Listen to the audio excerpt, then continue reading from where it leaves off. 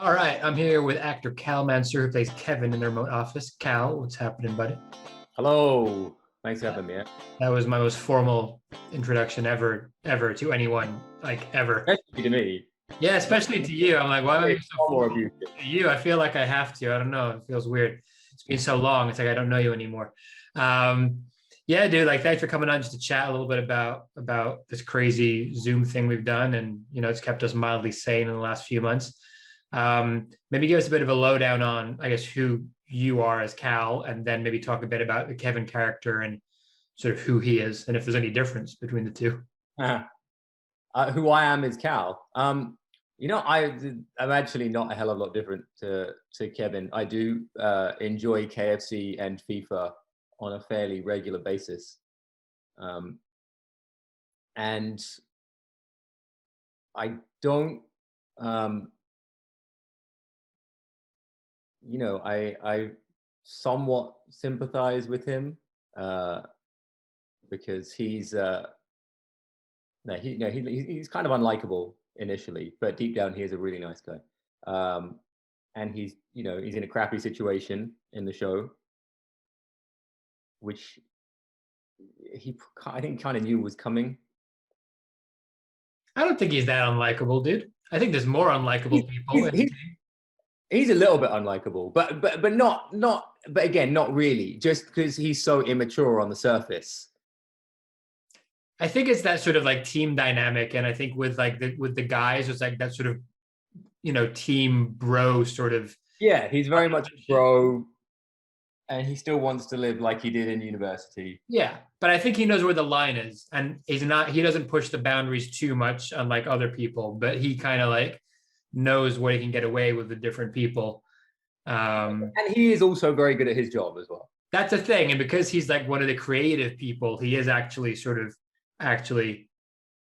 in that world all the time with these creative ideas. And I think the FIFA game playing is his numbness to just step away from all that. Yeah, absolutely. What about, I mean, I'm not gonna lie, the KFC thing did get inspired by your desire for KFC on the daily as Cal. I do like to inspire people. Yeah, you inspired me, in many ways, but just in the context of the show, it was just with the KFC piece. I had KFC less than 48 hours ago, actually. So, I mean, this is on brand. Yeah. And you mean KFC, not like some two-rate? No, I mean KFC. Yeah, even though it's not very good in New York. I think it's good anywhere, dude. I don't want to hurt your feelings and start a turf war here, but you're wrong about that. But whatever. You're entitled to your opinion. Fair enough. I mean, it's better than YFC or GFC or insert whatever other initial before the FC part that you can't find. Did you ever see that commercial they did here of like the Colonel rolling down the high street, and it was like rolling past all of those fake? Oh, the ones? No. You're not seeing it? Oh man, you'd love it. I'll find the link. I'll send it to you. It's genius. Anyway, getting off topic. I'm curious to get. I mean, I know you did some Zoom. Was it Zoom commercials you did during the lockdown? Yeah, I've done a few Zoom gigs in the last year. Yeah, like I think a few people have, and I think obviously it's the way we've sort of kept going. And I know commercials started to do it out the gate. Let's talk about the commercials when you did those. What was that like when you first sort of did your first thing on Zoom? Because it's a different fucking animal. Like, yeah, I mean it's kind of hard to get into it because you're not, you almost don't have a lot to play off. And you have all the other distractions, obviously, in the world around you, like noise outside, my dogs, and you just kind of have to roll with it. But I mean, I do think performances lose something over Zoom. 100%. 100%. And were you having to like set up all the stuff at home as well for the? Yeah, and you have to set up all the stuff at home, and the lighting isn't always good, and the camera on your laptop the lighting will change on it when you move, especially if you're in direct sunlight. Mm. And obviously people's connections aren't always as good. There's a lot of logistical problems. But Yeah, they're zooming in remotely, so their notes are kind of just through the prism of their webcam, not in the room with you.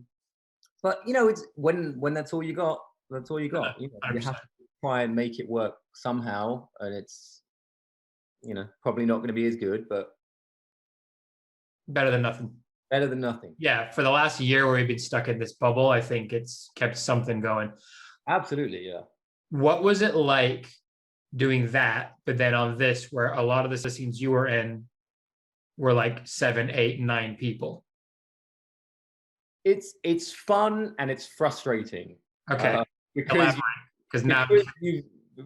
you've got so many people with different connection speeds, different lighting, different volumes. But so, somehow it did all kind of work anyway. Like I know we had, in one scene there was someone with a really bad connection issue. So we just kind of had to add that in to the script somehow. Yeah. So we made it work. Doing it with such a large group does present more challenges, and also it's fun because you just have to kind of keep going through it. I think at times, like, it's kind of like that is what a Zoom conversation with that many people is. But obviously, from a narrative point of view, with something of a show, you can't have that much overlap. Right. Obviously, it had to be scripted, but still we wanted it to be a bit free for improvisation. Like, did you feel that you had that freedom to improvise, or were you quite mindful of not doing too much because it would get chaotic? You absolutely have to be mindful that it doesn't get too chaotic and that everyone doesn't talk over each other, because then it's useless. So you kind of, and there's my phone. That's what happened. So you kind of, you have to make your improvisation quick, essentially. You got to get in first. Yeah, you have to get in first, and you can't leave too much of a gap in between what you're saying, because then someone else is going to talk. I'm not going to lie, there's 1 or 2 genius moments that weren't scripted that you did improvise, like at the ends of scenes that I've left in, because the scene then continues as the others play off of it, but it takes it to another place. And, that's all it really takes. It's just one little line, picking your moment, but having listened to the context of what's been happening beforehand, not just trying to be heard and seen because you want to be heard and seen. Yeah, absolutely. Your improv has to be short and subtle and poignant. And you've done a lot of improv stuff back in, I know in LA you did a lot of improv. Yeah. I mean, I did, I studied at UCB, Upright Citizens Brigade. So I had. And then did your one-man show, which wasn't improvised, but still you had to be on your. Yeah. When you do a one-man show, you 100% have to be on your toes. Yeah. I mean, no one talking over you, but you get heckled on you to keep the audience engaged. Yeah. Did you get heckled or get people maybe not heckling, but very minimal? Luckily, yeah, I didn't get heckled a lot.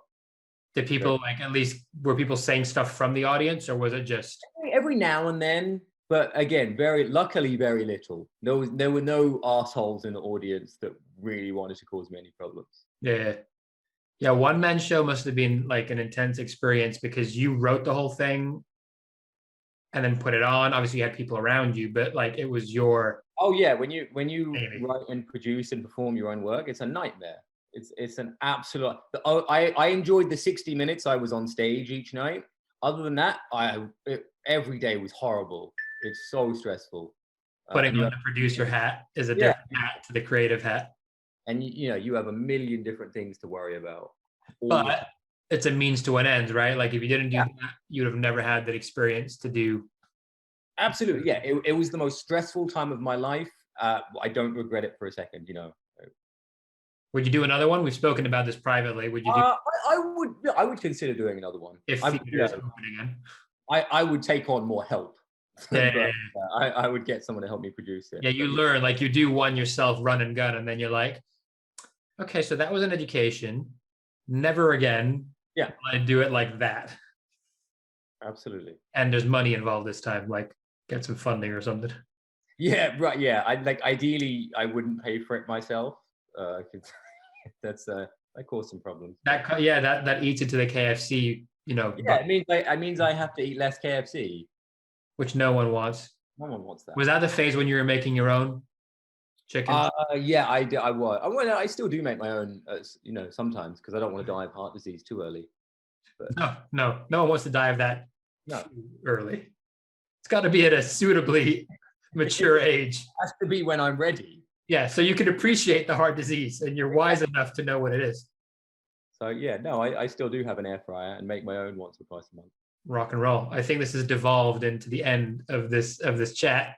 But what I'm going to do is I've got these cue cards, very much Jimmy Fallon style, with random questions. I'm going to pick 3 or 4, and I want you to answer them as Kevin, which might not be that different to as Kal. But let's see what comes up. All right. So the first question is, what makes you envious? What makes me envious? People who are better at FIFA than I am, which doesn't happen very often. When it does happen, are they usually like 7 years old? Yeah, I normally throw my controller against the screen. Right. And then dash it and have to buy a new one. Are you one of those assholes who just like logs off when it's like 60 minutes in, but you're losing 7-0? Sometimes. I'm not going to deny that. I knew it was you motherfucker. I knew that was you. If I'm walking down the street and I see someone with a bag of KFC and I'm hungry, then I rob them. Yeah. I see nothing's changed since I first met you. Yeah. That's how we met, incidentally. You robbed me. I probably tried to rob you, and it worked out though, didn't it? That's to be decided. We'll figure that out. Okay, let's see. No, I've asked that already. Interesting. Where do you feel most at home? At home. Good answer. We'll move on. Let's see. Is there anything you regret not doing due to fear? Not doing due to fear. Yeah, there's a bunch of girls I didn't ask out because of fear. Definitely regret that. I don't know if that's you as Kal or you as Kevin. Yeah, I could find them again, but it'd be a bit creepy. It'd be a bit creepy to say like, "Oh, I found you. Do you want to go out?" I think that's basically the plot to that Netflix show, You. Yeah, that is. Yeah, I think that is the plot to that. Yeah, pretty much. Maybe you can get into season 3. But he still comes off as somewhat likable. Yeah, you're right. Even though he's a weirdo. Yeah, you wouldn't be able to do that. Yeah. Okay. Final one. If you knew you only had 1 year to live from now, how would you spend the next 12 months? Someone else asked me this question fairly recently, actually. You got the same cards as me. It would also include a lot of FIFA and KFC, not to repeat myself, but if I'm going to die anyway, then yeah. Sure. But doing that from an apartment on the beach.